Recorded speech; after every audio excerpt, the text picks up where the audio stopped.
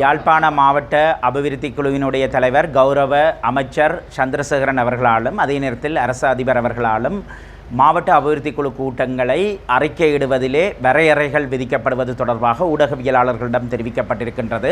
இந்த கருத்தை நாங்கள் வன்மையாக கண்டிக்கின்றோம். ஏனென்று சொன்னால் மாவட்ட அபிவிருத்தி குழு கூட்டத்திலே ஊடகவியலாளர்கள் சபை அமர்வுகள் இடம்பெற்று கொண்டிருக்கின்ற போது அறிக்கையிடுவதற்கான தடைகள் ஏற்படுத்தும் முகமாக இந்த கருத்துக்கள் அமைகின்றன. காரணம், மக்களினுடைய நிதியிலே இடம்பெறுகின்ற மாவட்ட அபிவிருத்தி குழு கூட்டம், இந்த கூட்டத்திலே எடுக்கப்படுகின்ற முடிவுகள் விடயங்களை மக்களிடத்திலே கொண்டு செல்வதற்கும் பொதுசன அபிப்பிராயங்களை உருவாக்குவதற்கும் ஊடகங்களுக்கென்று பாரிய ஒரு பணி இருக்கின்றது. அந்த பணிக்கு இடையூறு விளைவிக்கும் முகமாக கருத்துக்கள் அமையுமாயின் அதனை நாங்கள் வன்மையாக கண்டிக்கின்றோம். அடுத்த காரணம், இந்த இடத்திலே நாங்கள் தெளிவாக ஒன்றை விளங்கிக் கொள்ள வேண்டும்.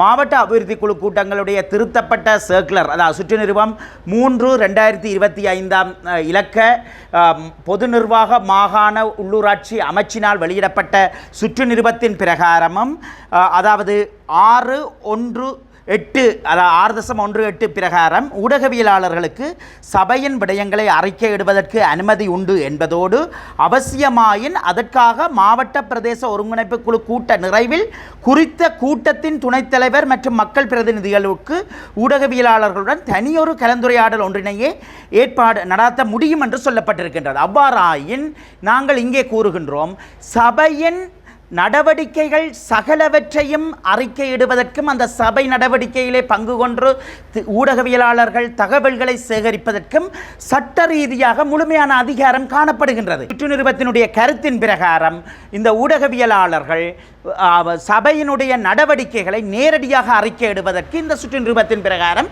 வெளிப்படையாகவே பொருள்கோடல் இன்றி அதிகாரம் வழங்கப்பட்டிருக்கின்றது. அப்படியான ஒரு சூழ்நிலையிலே ஊடகவியலாளர்கள் மாவட்ட அபிவிருத்தி குழுவினுடைய நடவடிக்கைகளை நேரடியாக செய்தி திரட்ட முடியாது என்றும், வீடியோ எடுக்க முடியாது என்றும், தகவல் திரட்ட முடியாது என்றும் கூறுவது அப்பட்டமான ஒரு ஊடக அடக்குமுறை. மக்களின் வரிப்பணத்திலே நடக்கின்ற ஒரு கூட்டம்,